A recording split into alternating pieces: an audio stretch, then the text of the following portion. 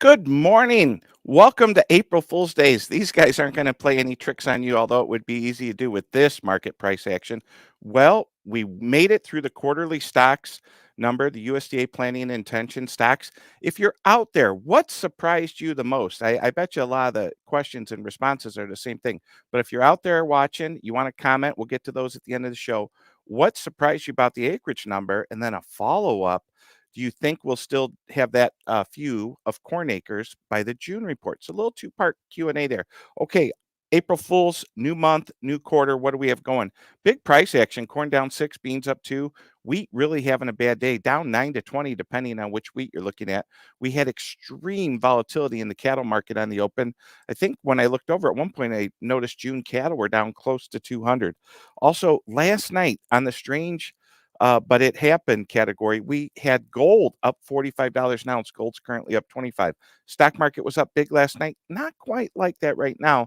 Dow's down 150, Nasdaq's up 100, but we're seeing volatility in the markets. Again, if you're out there, we want your response. Ask a question or make a statement.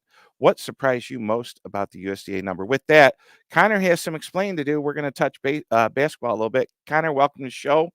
I think you'd like to make a statement. I don't know what statement I'm gonna make, but here's the if you watch the Illinois game, here's the comparison I'll make.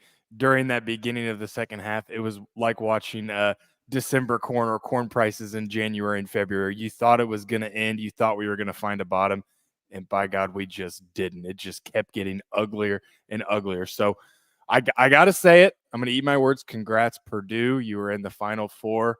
Congrats. I hope you go all the way. UConn's unstoppable. And Illinois, hey, we made it to the lady. We had a good run. I wish it would have ended a little differently, though. But my gosh, ugly few minutes for me, Tommy. What happened? Give us some statistics on that, because I think they're worth talking about. Oh, okay, I will. The worst one, UConn went on a 30-0. So much fun. I'm glad you're having fun, Tommy. My father's watching this right now, and the first thing he said when Purdue won yesterday was, "Should we call Connor?" I go, "No, let him be, Dad. Let him be." I talked to him. I had a nice call with him. He was definitely rubbing it in before he even knew what was going to happen at the Illinois game. But 30-0 run by UConn. We were so cold. We couldn't make a shot. I think in real minutes, we almost went an hour of real time, including halftime, of not scoring a basket. You're not going to beat anyone, let alone UConn, who's one of the best teams I've watched play. So rough game, very rough way to end the season. So yeah, I've had better Saturdays. How about that, Tommy? Yeah, and you know what? I drove by West Lafayette, and I heard this noise. You know what it was? They were starting the construction equipment, because guess who's adding four more holes to every golf course? Purdue. Hey, that was your stat. You said, why do Purdue golf courses only have 14 holes? Because they never make it to the Final Four. But Tommy Grisafi, Valparaiso, Indiana, didn't he say that Purdue was never going to make the Final Four as well? I didn't Are we going to have to go pull tape? I didn't think they would, but the Edie yesterday, they fouled them 10 times, and so guys were getting knocked out left and right. It's hard to get by the big guy. Real quick statistic about Edie for people who have kids in sports. He played hockey in Canada, and he played baseball in Canada. I think he even played a little tennis possibly, and he did not start playing basketball till his sophomore year. Then he moved to America. Never give up on your dreams. It helps to be 7-4. Let's get in the show. Speaking of 7-4, what's going on with these markets? Yeah, absolutely. Corn pulling back a little bit off that bullish corn report we saw Thursday. Remember, Friday markets were closed. So we're pulling down. You said it, Tommy, but May corn down 6. Beans are chopping around, and wheat's really taking it on the chin. So not necessarily the price action we wanted when the USDA said we were going to plant 90 million corn acres, right? Much lower than we initially thought. So we'll see how the day closes. We'll see if the funds jump back in. But yeah, interesting price action coming back today, don't you think? Yeah, absolutely. I want to see how the day closes. It's not where we open, it's where we close. If you didn't know cattle were down 200, you might not be that upset knowing that they're only down 60 or 70. Is it possible that corn could rally back? I don't know. It's also Easter Monday, so a lot of Europe, a lot of the world's closed when it comes to that part of the world. This is typically a slow day, but these are electronic markets, Connor, and everybody has access to them. I can't explain why gold was up 45. I can't explain, sometimes what happens with crude. What we do say on the show is we're giving you today's news today, and where the markets were last night is nowhere where they were today. But I believe, I'll look real quick. I don't think corn ever traded up on the day. Maybe May corn opened unchanged, but these corn is yet to trade unchanged. I'd like to see if it can get up there and fill that little gap. Maybe that's just me hoping and wishing. Speaking of hoping and wishing, that report did give folks a chance. I think some serious amount of corn bushels traded on Thursday. It gave people time to catch their breath. But when you look back at the chart, and not just advanced trading, but all brokerage firms are talking about the 50-day moving average in all markets. We're above the 20 in a lot of them. We're above or below the 50, and then they're starting to talk about things we now know. We know what the government says we're going to plant. Will the farmer plant more? I'd say if things go well, I think we sold some boxes of seed on Thursday. I think quietly farmers went out there and bought an extra box or two of corn seed. What do you think? Yeah, absolutely. And we got a couple charts to corroborate that. Just looking at historicals, we can pull that up now, Tommy. Or you want to Let's touch do it. outside Yeah. market? Yeah, let's do Yeah, that real quick. Pull those charts up. I just want to say that AT&T had a hack. I'm a AT&T client on a gotcha. hotspot of this or that. AT&T had a hack, and boy, the cybersecurity is a big deal. Just right out of the bat, AT&T down 3%. So if you're an AT&T customer, maybe you want to change your username and password. Something I don't know. All right, change in intended acreage So versus 2023. What do you have? yeah, first off, we talk a lot about the corn number, right? Acreage was less, but overall, the big surprise for me, Tommy, and everyone was it 6.4 million acres less planted than previous years. So changes in intended acreage state by state versus 2023. Here's the one that stands out at me, and we got to get Brady to give some color on this. 1.2. Make sure I'm reading this right, Tommy. 1.2 million acres less planted in Kansas. 1.1 in Texas, right? That's a lot of solar panels. That's a lot of pasture. Why such a big drop, in your opinion? Uh, that's the question. I've listened to different shows. I read different newsletters. We have a couple choices: CRP, solar, wind, the new government actions with EPA and whatnot, but nothing enough to really say, "Poof, this went away." I listen to several shows and watch several shows, and I won't do it, but I can go back and make a clip of a guy looking right in the camera and just saying, "It's a sure thing. We'll have more than 93 million acres." He said it with all the confidence in the world. Now, the USDA has all the employees. Uh, I guess the question is, I'd like to ask, is how does the industry get it so wrong? How do people, analysts, and everything else get it so wrong? But what tends to happen when we come in light in the beginning on the March acreage report, we a lot of times statistically, I could get the number, but I'm going to go with about 75% of the time the acreage go up by the June report, and that might be this right here. Is that what you have Yeah, there? that's basically what we're showing is when there is a bullish bias to that March acreage intentions. Okay, think of the right side of the chart. You see the star in 2024.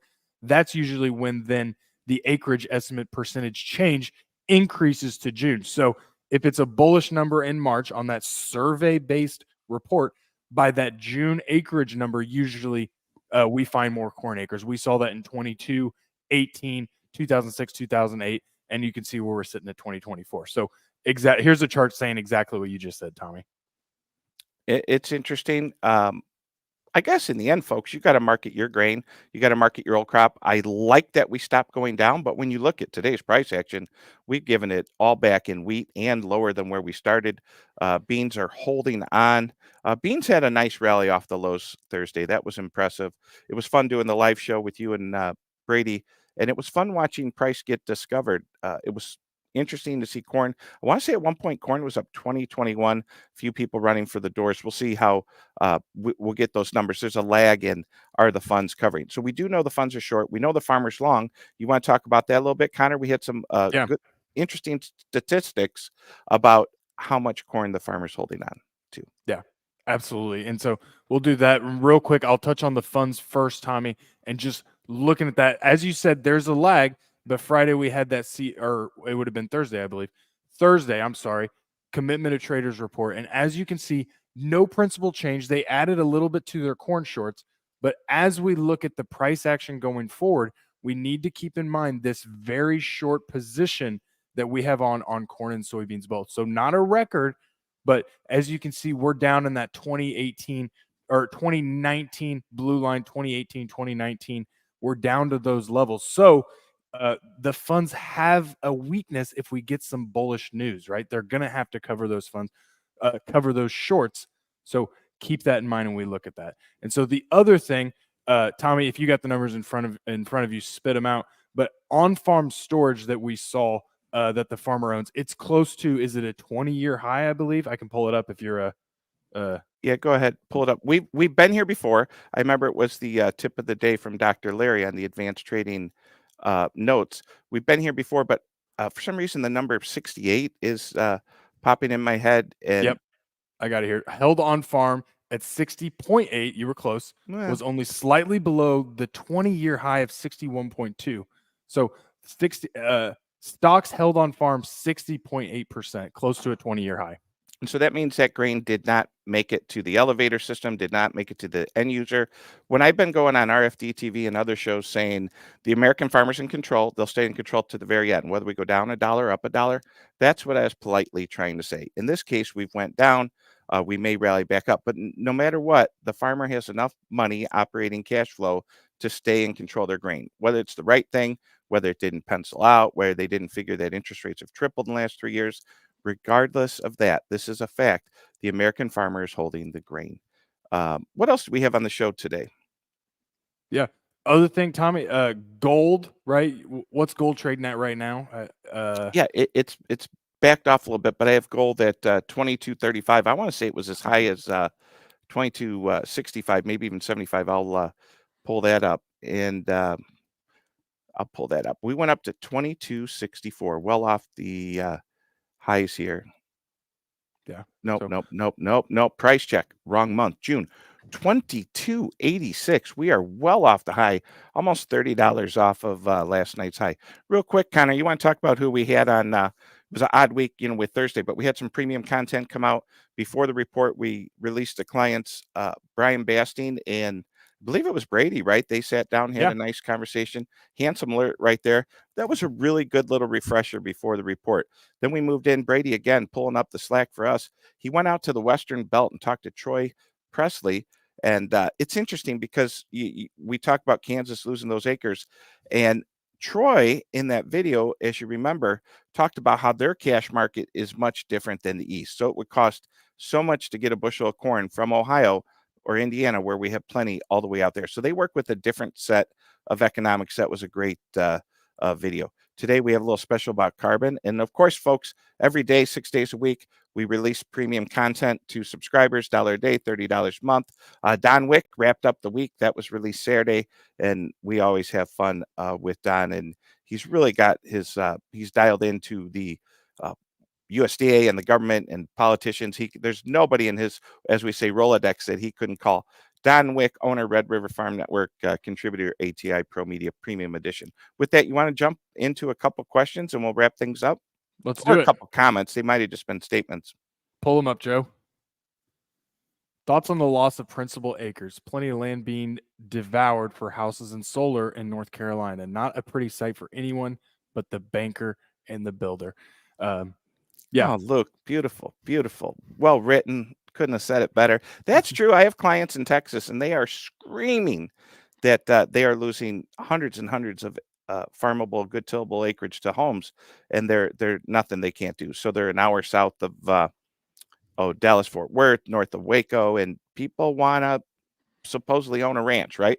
They put up the thing in front of their thing, and they say Bridgman Ranch, right? And they get a horse and they want the Western lifestyle, as we say. And we are losing to solar. I do have a customer in Michigan who we lost him as a customer to solar panels. Now he still, when corn gets cheap enough, he still buys corn at the board. He said, matter of fact, he likes doing that better than actually having to try to raise it.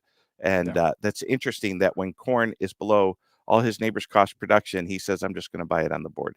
Have you lost, where you're at? I guess we have wind farms, right? South of me and north of Lafayette, massive wind farm. Yep. And solar's a big discussion. I saw a great article. We should talk about it maybe on premium content sometime. And just looking at the economics of solar panels, right? Whether you're a proponent of it or whether you don't want to see them go in, right? The fact of the matter is they're paying some big bucks. So, In my immediate area, it's more of the wind, a little bit north of me, we'll see the wind turbines. Haven't seen a whole lot of solar, but you don't have to drive far when you suddenly see a big solar farm. So good points. Yeah. But is Dollar General, solar farms, and suburbs accounting for a 6.3 million acre loss? I don't know if there's that many Dollar Generals that went in quite yet. So time will see on that one, Luke. Yeah, interesting. I do have a client who put some ground in the solar panels.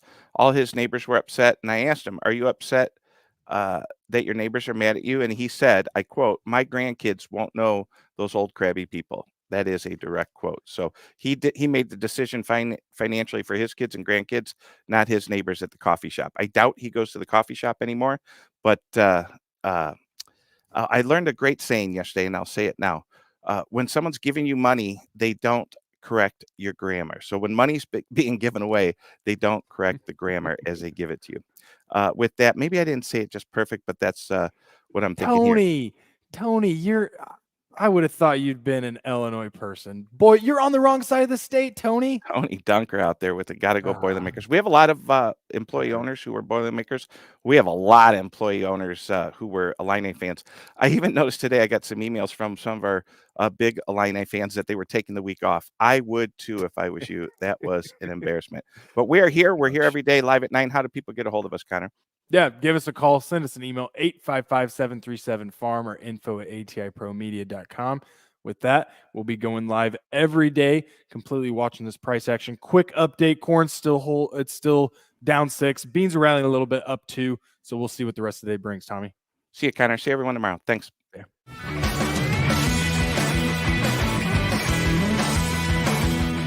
Thanks for joining us. We're here every day, 9 a.m. Central. Don't forget to like and subscribe. We'll see you next time.